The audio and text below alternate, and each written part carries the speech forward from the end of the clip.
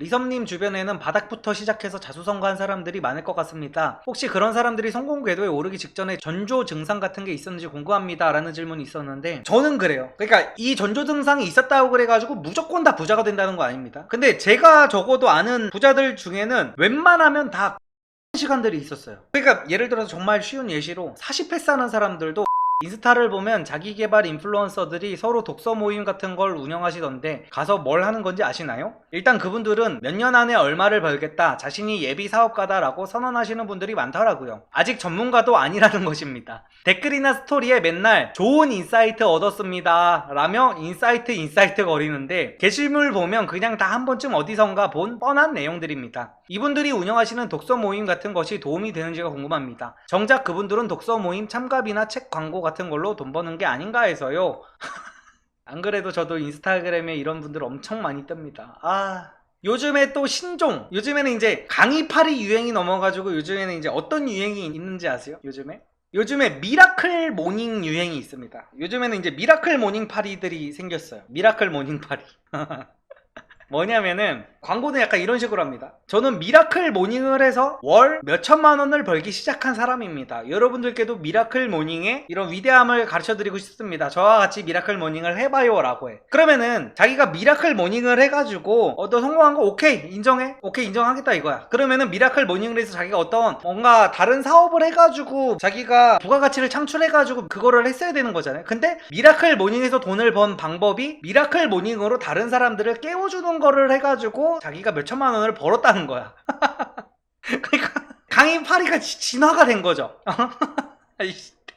미라클 모닝을 해서 자기는 수천만 원을 버는데, 그 수천만 원을 번 방법이 그 미라클 모닝 회원들을 모은 이게 무슨 그리고 독서 모임 같은 것도 마찬가지죠. 자기가 책 100권을 읽어가지고 이제 수천만 원을 번대, 책 100권을 읽어가지고 인사이트를 얻어가지고 인사이트를 나누는 모임 같은 거를 해가지고 자기가 이제 수익이 벌리기 시작했대. 그래서 돈을 어떻게 벌었나 했더니 책 100권을 읽은 거를 가지고 독서 모임을 해가지고 또 그걸로 이제 수익을 내는 거를 책으로 이제 수익을 창출한다고 하는 건데, 아휴, 이거 어디서부터 또 어떻게 설명을 해야 돼?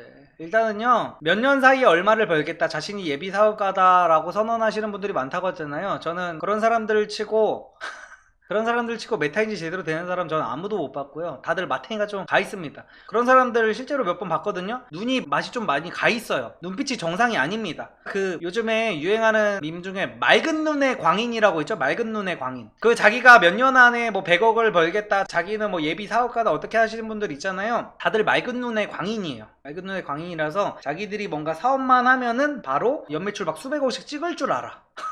오뎅 꼬치 하나 팔아본 적 없는 인간들이. 그러면서 무슨 막 다른 사람의 사업을 평가하기까지 합니다. 진짜 가소롭게. 저 사업은 뭐가 어쩌고 저쩌고, 뭐 앞으로 미래 전망으로 인해서 뭐가 어쩌고 저쩌고.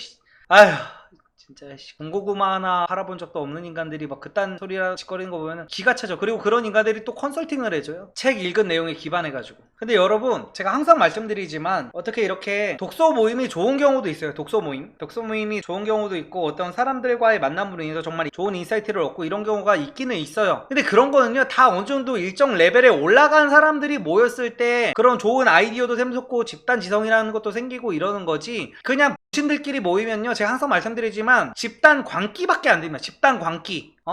신들끼리 모이면 무슨 소리밖에 할 수 있는 게 없어요. 똑같이 책에서 나온 얘기들 그냥 복사 붙여넣기 하면, 나는 요즘 세대들이 지들이 똑똑하다고 하는 것도 존나 웃겨. 요즘 세대들 있잖아요, 스스로 자기들이 존나 똑똑하다 그래. 근데 하는 거 보면은 자기의 철학이 없어. 자기 철학도 아예 없고, 다 어디 누가 남들이 한 얘기를 그대로 그대로 외워가지고 그대로 말을 내뱉으면서 자기들이 똑똑하다고 착각을 합니다. 그러면서 자기의 생각을 말해보라고 하면 자기의 생각을 단 한마디도 못해요. 그래서 제가 무슨 뭐 니체가 어쨌다느니, 뭐 쇼펜하우어가 어쨌다느니, 뭐 누구누구가 어쨌다느니 이딴 얘기 하는 인간들을 거르는 이유가 거기에 있어요. 그런 인간들은 자기의 생각이라는 자체가 없습니다. 항상 그 권위주의의 오류에 빠져 있어요. 내가 무슨 얘기를 해도요, 내가 그 사람들 앞에서 무슨 얘기를 해, 내가 예를 들어서 뭔 얘기를 하는데 내가 니체의 말이랑 내가 반대되는 얘기를 하는 거야. 그러면은 항상 하는 말이 래 네가 니체보다 잘났냐? 이딴 소리를 해. 내가 어떤 대기업 회장의 의견이나 내가 다른 얘기를 해. 그러면은 네 그 대기업 회장보다 돈 많이 벌어? 이딴 소리를 짓거립니다. 그러니까 신들이 그냥 노예 마인드예요. 노예 마인드. 그러면서 무슨 지들이 똑똑하다느니 어쩌느니, 아유,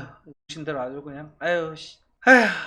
책 읽고 뭔가를 한다. 저는 책이라는 건요, 솔직히 말해서 예전 영상에서도 말씀드렸지만 굉장히 과대평가된 취미라고 봐요. 저는 책이라는 게. 책이나 영화나 소설이나 만화책이나 다 똑같습니다. 그냥 그냥 다 취미일 뿐이에요. 취미. 그거를 읽어가지고 뭐 뭔 어디서 무슨 구멍가게에서조차 일을 못 해본 사람들이 뭐 레버리지 요즘 하는 거 보면은 아우 진짜 기가 차. 그런 모임 가가지고 뭐를 합니까 대체. 그리고 사회초년생분들은 가가지고 뭐 거기서 그 사람들이 사짠지 진짠지도 알 수 있을 레벨 자체도 안 됩니다. 레벨 자체가 안 돼요. 레버리지 그거 뽕 맞아가지고 잘못 레버리지 하다가 진짜 날아가는 경우가 자영업에서 흔하게 볼 수 있죠. 이 신들 어디서 뭐 레버리지를 해야 된다느니 하면서 막 좀 잘 나가면은 뭐 300만원 매니저를 고용해가지고 300만원 매니저 앉혀놓고 2호점을 내고 2호점에도 2호점 또 활성화를 시킨 다음에 300만원 주고 매니저 고용해가지고 또 거기 돌린 다음에 3호점 내고 일단 1호는 그럴싸해. 1호는 아주 여기서 주워 들은 거 존나 많아. 1호는 주워 들은 거 존나 많은데 막상 그렇게 해보세요. 자영업을 하는데 주인이 그 가게에 안 붙어 있잖아요. 아주 난리 개판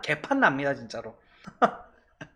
어디에 가가지고 자영업을 하는데 직원들 서비스 개판에다가 막 그릇에 고춧가루 묻어있고 이런 데 보잖아요? 사장이 없어. 그 사장도 병신 같은 레버리지를 하고 있는 거예요. 그렇기 때문에 이상한 독서 모임 같은 데 가가지고 저는 모든 거를 다 레버리지 할 생각을 하고 있습니다. 저는 이런 사업 계획을 갖고 있는데요. 저는 되게 고급 인력이기 때문에 뭐 자질구레한 거는 저는 할 생각이 없고요. 뭐든지 사람들 고용해가지고 옛날에 하는 말이 서울대를 나오지 말고 서울대 다니는 사람을 고용하라고 했어요. 성공한 사람들은 다 이런 식으로 레버리지를 해서 성공을 했더라고요. 아유 지랄하지 말라고 하세요. 그냥 지랄하지 말라고. 레버리지라는 책은 이제 그거예요. 레버리지라는 책은 일을 사람들한테 맡기라는 거. 나보다 몸값이 산 사람한테 내가 하는 단순 업무 같은 거를 그 사람들한테 다 맡기고 나중 가가지고는 모든 거를 다 맡겨서 자동화 시스템을 이루라는 겁니다. 그게 이제 레버리지라는 건데 저도 레버리지를 못해요. 저도. 아니 뭐 제가 대단한 사람인데 나조차도 못한다 이런 말이 아니라 저도 자신이 없어요. 저도 레버리지를. 근데 지금 무슨 진짜 뭐 20대 초반 친구들이 뭐 책 몇 권 읽고 나서 뭐 자기가 뭐 레버리지를 한다 어쩐다 아유 그런 이상한 독서 모임 가면요 이상한 어깨 뽕만 차고 진짜 메타인지가 박살나기만 한 행동이어가지고 그냥 그런 거 하지 마세요. 하지 마시고 제가 아까 전에 본 질문 중에 막 그런 게 있어요. 리섬님 주변에는 바닥부터 시작해서 자수성가한 사람들이 많을 것 같습니다. 혹시 그런 사람들이 성공 궤도에 오르기 직전에 전조 증상 같은 게 있었는지 궁금합니다 라는 질문이 있었는데 저는 그래요. 그러니까 이 전조 증상이 있었다고 그래가지고 무조건 다 부자가 된다는 거 아닙니다. 근데 제가 적어도 아는 부자들 중에는 웬만하면 다 고독한 시간들이 있었어요. 정말로 내가 그 일에만 미쳐가지고 고독하게 그러니까 예를 들어서 정말 쉬운 예시로 40패스 하는 사람들도 40패스를 하려고 진짜 몇 날 며칠을 그 공부만 하잖아요. 고시원에 처박혀가지고. 사업을 하는 사람들도요 몇 날 며칠 밤을 새가면서 정말 일에만 미쳐가지고 주변 사람들 아예 만나지도 않고 그런 시기가 무조건 있거든요. 저도 있었고. 근데 요즘 사람들은 뭐만 하면은 뭐 저기 뭐 인사이트 얻으러 간다느니 무슨 뭐 독서 모임을 하러 간다느니 뭐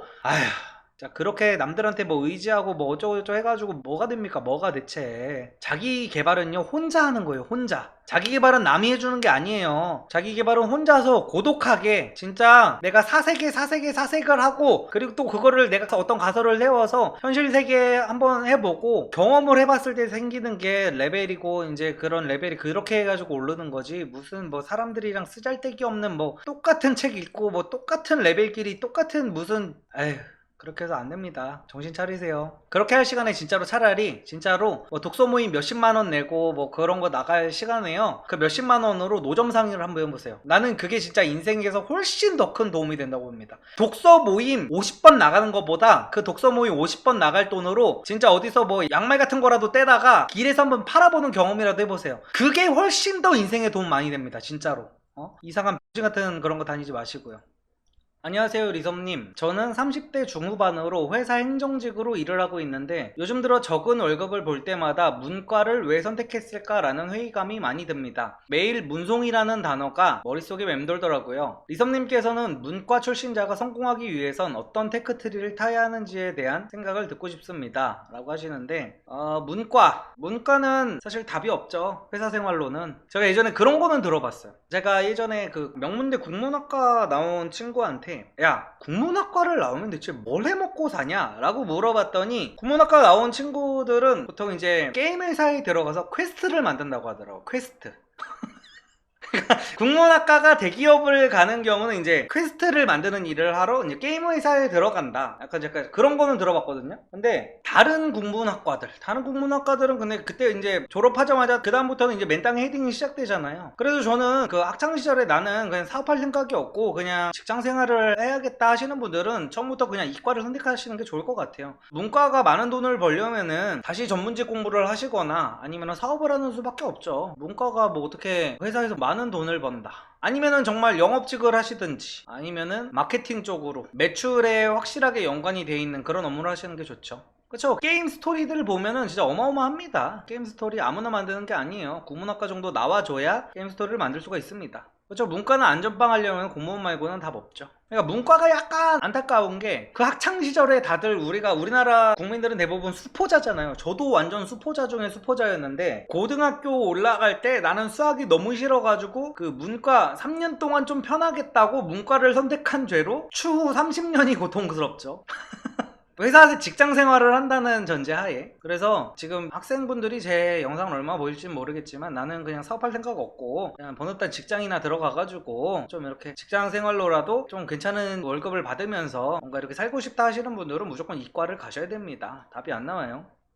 어디선가 사업을 염두에 두고 있다면 중소기업이 더 좋다는 말을 들었습니다. 우선 저는 현재 대기업 생산직의 계약직으로 일하고 있습니다. 사업에 대한 꿈을 가지면서도 막상 국내 탑티어 회사에서 일을 해보니 왜 사람들이 대기업 하는지 이해했습니다. 회사를 다니면서 녹아내리는 시간이 아까워서 수많은 서적과 리섭님의 연애 강의 등등 교육 자료를 접했습니다. 잘된 분들은 모두 사업을 하고 있고 수많은 실패 후에 성공했습니다. 리섭님도 작은 회사에서도 일을 해보셨고 사업도 해보셨는데 이에 대해 어떤 의견을 가지고 계시나요?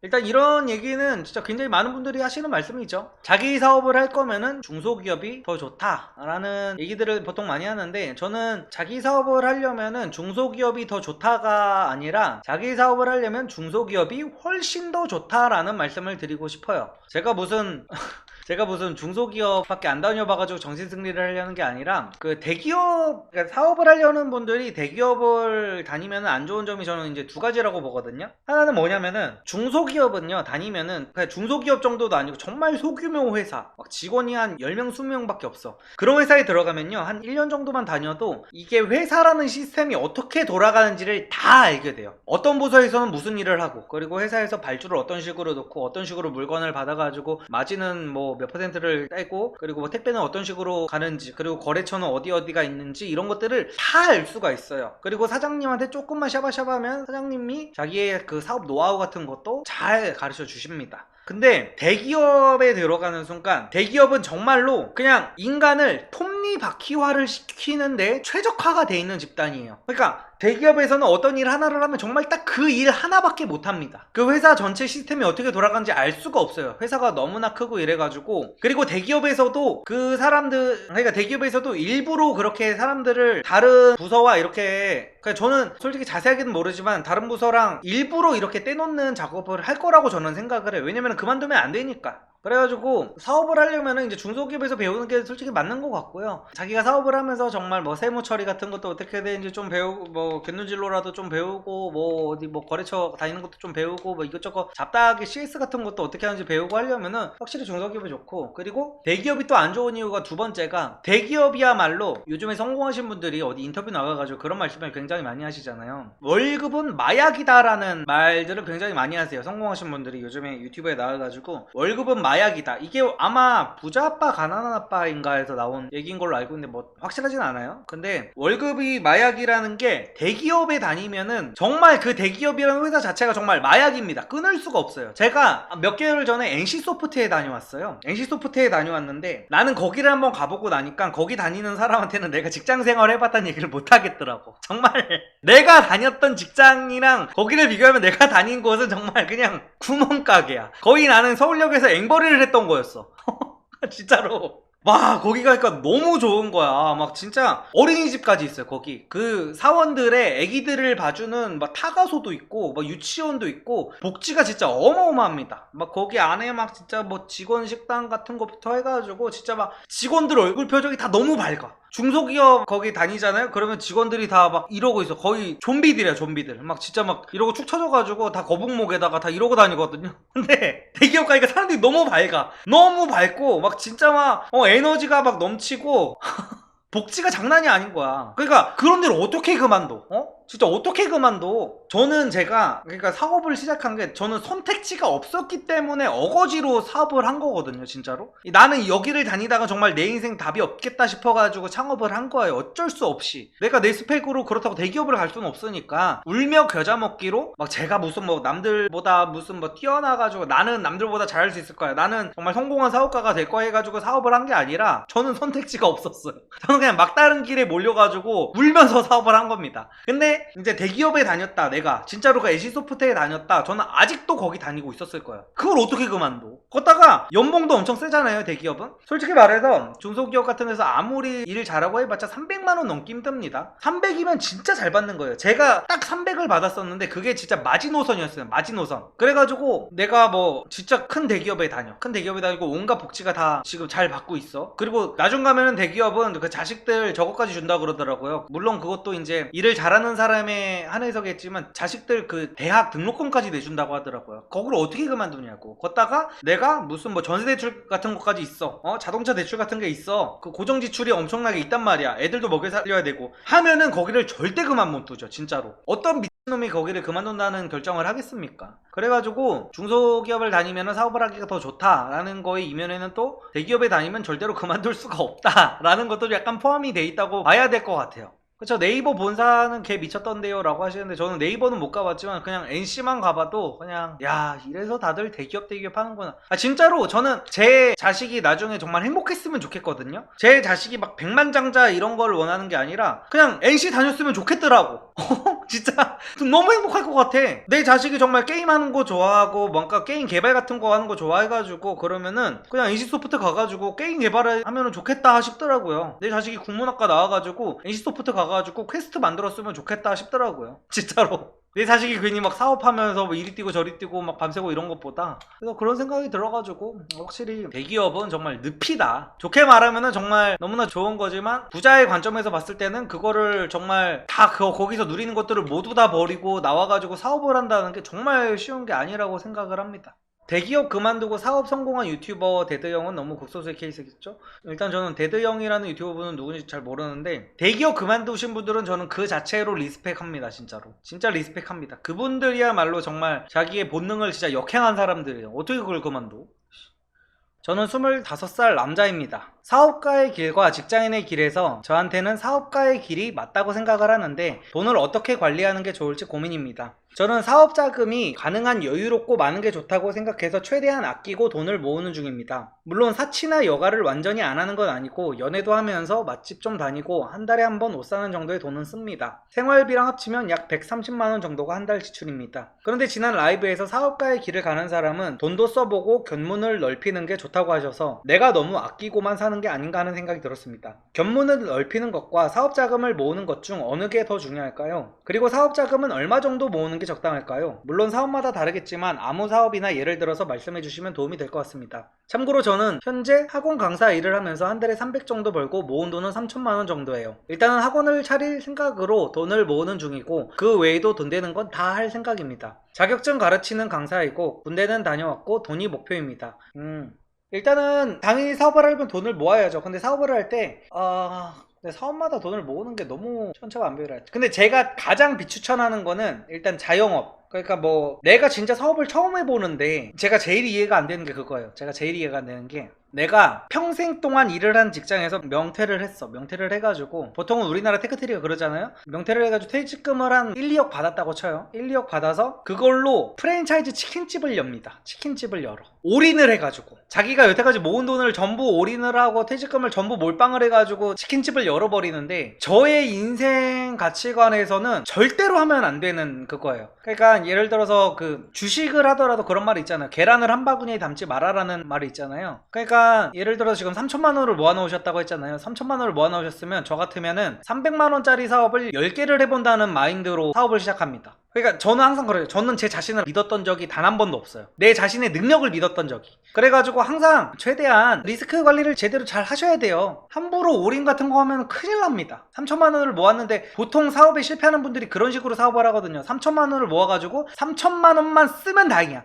3천만 원에다가 은행에서 레버리지도 풀로 당겨가지고 뭐든 할 수 있는 대출 다 끌어모은 다음에 그냥 올인을 때려버립니다. 처음부터. 근데 저는 그거는 되게 현명한 그게 아니라고 봐요. 본인이 무슨 하버드 경영학과를 나온 게 아닌 이상은 그거는 굉장히 회의적으로 보고, 제가 예전부터 항상 말씀드리죠. 평범한 사람들이 성공할 수 있는 방법은 시행 횟수를 늘리는 거라고. 그래서 3천만 원으로 저는 한 번에 시도를 하는 것보다 300만 원짜리 소규모 창업을 10번을 해가지고 시행 횟수를 늘리는 게 저는 가장 확률이 높은 게임이라고 저는 생각을 하고요. 그래서 저라면은 이 학원 강사 일을 하신다고 하는데, 일단 처음부터 학원 임대 그거를 해가지고 하려는 생각은 전 정말 말도 안 되는 생각이라고 저는 생각을 하고, 처음에는 어디 뭐 크몬 같은 데서 이렇게 스터디 모임 같은 걸로 시작을 해가지고 어떤 스터디 룸 같은 거 있잖아요. 요즘에 빌릴 수 있는 거, 그런 데서 해가지고 과외식으로, 그룹 과외식으로도 해도 되고 1대1 과외식으로 해도 되고, 그런 식으로 프리랜서로 처음에 시작해가지고 내 고정 고객이 생겼을 때 학원을 차리는 게 저는 맞다고 봅니다. 처음부터 막 이렇게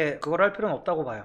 그래가지고 모은 돈이라고 치면은, 내가 어느 정도 모으는 거를 적당하다고 치냐면 적어도 그냥 10번까지는 좀 넘어갔다고 치면은, 내가 이렇게 최소한의 비용으로 시도를 해볼 수 있는 거를 한 5번 정도 시도를 할 수 있을 만한 돈을 모으는 게 저는 괜찮다고 봅니다.